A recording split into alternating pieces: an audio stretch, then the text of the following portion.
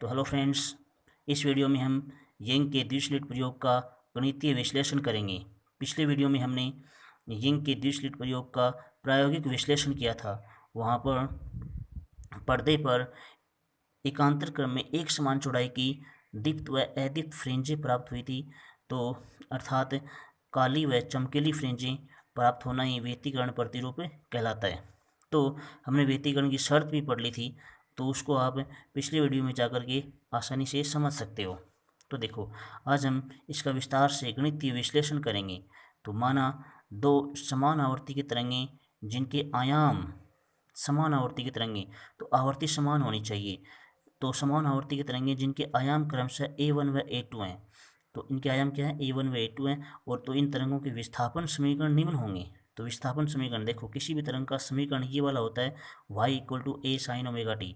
तो जहाँ y क्या होता है? विस्थापन, a क्या होता है? आयाम, और ओमेगा क्या होती है? कोणीय आवृत्ति, और t क्या होता है? समय। देखो ओमेगा, इसमें भी ओमेगा है और इसमें भी ओमेगा है, दोनों में ओमेगा मतलब समान आवृत्ति है। तो ये व्यतिकरण की शर्त होती है कि समान आवृत्ति की तरंगें अध्यारोपित होनी चाहिए। तो देखो, ये प्रथम तरंग का समीकरण हो गया y1 = a1 sin omega T और y2 = a2 sin omega t plus phi. तो देखो, जहाँ फाई क्या है? कलांतर है। तो इन दोनों तरंगों का समीकरण हो गया। तो अध्यारोपण के सिद्धांत से, क्या हो जाएगा? परिणामी तरंग का जो विस्थापन समीकरण है वो ये वाला प्राप्त होगा, y = y1 + y2। अब तो देखो, यहाँ पर समीकरण 1 व 2 से y1 y2 का मान रख देंगे। तो y1 का मान है a1 sin ओमेगा टी और y2 का मान क्या है? a2 sin omega t plus phi. तो दोनों को जोड़ दिया, तो ये परिणामी तरंग का विस्थापन समीकरण आ गया। देखो, अब देखो यहाँ पर मैथमेटिक्स से लगाएंगे अपन। मैथमेटिक्स से साइन a + b का फॉर्मूला क्या होता है? तो देखो, साइन a + b का फॉर्मूला, तो साइन a + b = क्या होता है? Sine a cos b plus cos a sin b। चलो ठीक है। तो देखो, यहाँ पर साइन a का मतलब ओमेगा टी, b का मतलब फाई, तो साइन a + b लग जाएगा। तो देखो, यहाँ पर ये ऐसा कैसा आ जाएगा, और a2 तो साइन ओमेगा टी, तो साइन ओमेगा टी और कोस फाई, फिर प्लस में क्या आएगा? Cos omega T sine phi. तो देखो, यहाँ पर sine A cos B plus cos A sine B लग गया है। तो ये वाला फॉर्मूला इसमें लग गया है यहाँ पर। तो आपको ये वाला फॉर्मूला याद होना चाहिए। साइन a + b = क्या होता है? Sine a cos B plus cos A sine B. तो देखो, यहाँ पर मैथमेटिक्स से मैंने ये वाला सोल्व कर दिया। तो साइन ए कोस फाई और cos omega T sine phi. चलो ठीक है। अब देखो, इसको आगे गुणा करते हैं। a2 को अंदर गुणा कर दिया, तो इस चीज़ से गुणा कर दिया, और इसको इससे भी गुणा कर दिया। तो a2 sin omega T cos phi plus a2 cos omega T sine phi. अब देखो, यहाँ साइन ओमेगा टी है, यहाँ साइन ओमेगा टी है, तो दोनों में साइन ओमेगा टी कॉमन आ रहा है। तो मैंने यहाँ पर साइन ओमेगा टी कॉमन ले लिया है। तो इसमें साइन ओमेगा टी कॉमन ले लिया तो कितना बचेगा? a1। इसमें साइन ओमेगा टी कॉमन ले लिया तो कितना बचेगा? a2 कोस फाई बच जाएगा। अब देखो, मैंने इसमें भी कोस ओमेगा टी बाहर निकाल लिया है। कोस ओमेगा टी बाहर निकाल लिया तो कितना बचेगा? a2 sin फाई बच जाएगा। ठीक है, ये समीकरण नंबर 3 मान सकते हैं। अब देखो, यहाँ पर कुछ ना कुछ मानना पड़ेगा अपने को। क्यों मानना पड़ेगा? देखो, यहाँ पर साइन ओमेगा टी है, तो इसको कोस के पदों में मानना पड़ेगा। यहाँ पर कोस ओमेगा टी है, तो इस आगे वाली पद को साइन के पदों में मानना पड़ेगा। तो इसको हमने कोस के पदों में मान लिया, इसको हमने साइन के पदों में मान लिया। देखो, नीचे मान रखा है, माना a1 + a2 कोस फाई ये रहा, तो इसको मैंने r कोस थीटा मान लिया। और जो आगे जो दे रखा है a2 sin फाई, तो a2 sin फाई को हमने r sin थीटा मान लिया। जहाँ पर r क्या है? r जो परिणामी तरंग है, जो दो तरंगों से मिलकर जो परिणामी तरंग बनी है, r उसका विस्थापन है। r क्या है? उसका परिणामी आयाम है। सॉरी, r उसका क्या है? परिणामी आयाम। तो देखो, हमें y = तो हमने ये मान जो है, ये a1 + a2 कोस फाई है, जो r कोस थीटा है, इसको यहाँ रख देंगे, और इसका जो है वो r साइन थीटा यहाँ रख देंगे। देखो, y = साइन ओमेगा टी ऐसा कैसा, और जो ये इसका जो मान है वो r कोस थीटा वो रख दिया, और इसका जो मान है वो r साइन थीटा वो रख दिया। बाकी कोस ओमेगा टी ऐसा कैसा है। तो समीकरण 3, 4 व 5 से हमने ये स्टेप कर दी। ठीक है। अब देखो, r इसमें भी है, r इसमें भी है, r यहाँ पर कॉमन आ रहा है। Cos theta sine omega T sine theta cos omega T. तो y = क्या बन जाएगा? देखो, यहाँ पर दोबारा एक फॉर्मूला बन जाएगा, कोस A sine B plus sign A cos B. तो दोबारा एक फॉर्मूला बन गया, साइन a + b का फॉर्मूला। तो यहाँ पर मैंने साइन a + b का फॉर्मूला अप्लाई कर दिया, और ये फिर ये वाला बन गया sign omega t plus theta. ठीक है। तो ये क्या आ गया? ये परिणामी तरंग का विस्थापन समीकरण आ गया। परिणामी तरंग का विस्थापन समीकरण। ठीक है। तो ये परिणामी तरंग का विस्थापन समीकरण आ गया। तो यहाँ यह परिणामी तरंग का विस्थापन समीकरण है, जहाँ आर इक्वल टू क्या होता है, परिणामी तरंग का आयाम, परिणामी तरंग का आयाम, और थीटा क्या है, प्रारंभिक कला कोण, थीटा क्या है, प्रारंभिक कला कोण, टी बराबर 0 पर, टी बराबर 0 पर क्या है, प्रारंभिक कला कोण। तो ध्यान रहे, तो ये परिणामी तरंग का विस्थापन समीकरण आ गया, समीकरण नंबर 6। इसके बाद देखो, हमें परिणामी तरंग का आयाम भी ज्ञात करना है, परिणामी तरंग का आयाम। तो परिणामी तरंग का आयाम आर ज्ञात करना है। तो आर ज्ञात करने के लिए पीछे दो समीकरण दिए हुए थे, समीकरण नंबर 4 और 5। देखो समीकरण नंबर 4 और 5 हमें यहाँ पर आर निकालना है। तो समीकरण 4 और 5 का वर्ग करके, जो यहाँ पर आर दे रखा है और यहाँ पर आर दे रखा है, तो समीकरण 4 और 5 का वर्ग करके जोड़ देंगे तो आर का मान यहाँ से निकाल सकते हैं। देखो मैंने 4 और 5 का वर्ग करके जोड़ दिया, समीकरण 4 और 5 का वर्ग करके जोड़ने पर, तो मैंने R square cos square theta plus R square sine square theta, दोनों समीकरण दे रखे हैं, उन दोनों का वर्ग करके जोड़ दिया। ठीक है, वर्ग करके जोड़ने पर, और देखो तो एक तरफ था वहाँ पर a1 plus a2 cos phi था, उसका वर्ग, फिर दूसरे समीकरण में था a2 साइन फाई, उसका भी वर्ग। तो दोनों को वर्ग करके मैंने क्या कर दिया, जोड़ दिया, यहाँ प्लस दे रखा है, जोड़ दिया।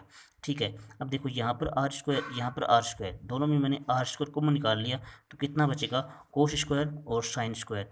अब देखो यहाँ बच गया, फिर आगे वाले को सोल्व करते हैं, इस ब्रैकेट को खोलते हैं यहाँ पर, तो a1 a प्लस बी का whole square, a plus B का होल स्क्वायर क्या होता है, A square plus B square plus 2ab।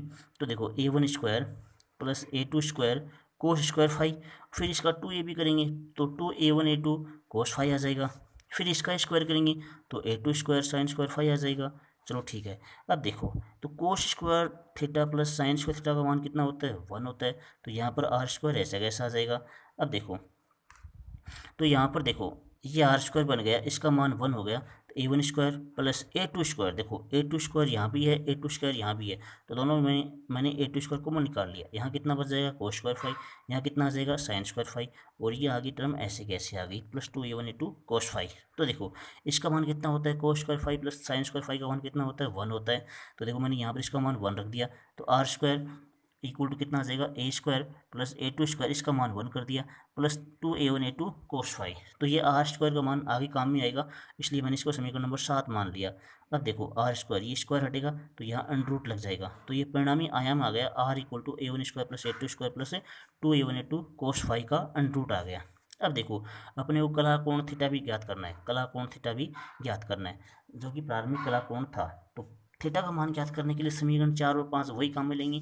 समीकरण 4 और 5 क्या थे, ये रहा 4, ये रहा 5, तो अपने को टेन थीटा का मान निकालना पड़ता है। टेन थीटा का मान निकालने के लिए साइन अपॉन कोस करना पड़ेगा, साइन अपॉन कोस। इसका मतलब क्या है, 5 में 4 का भाग देंगे, तो 5 में 4 का भाग देंगे ना, तो समीकरण 5 में 4 का भाग लगाने पर, तो आर साइन थीटा अपॉन में आर कोस थीटा, तो वहाँ पर a2 साइन फाइव, दोनों पक्षों का भाग लगाएंगे अलग अलग तरीके से, तो a2 साइन फाइव अपॉन में a1 plus a2 cos five, तो मैंने यहाँ पर 5 में 4 का भाग दे दिया, तो आर 4 कट जाएगा और साइन अपॉन कोस क्या बन जाएगा, टेन थीटा बन जाएगा।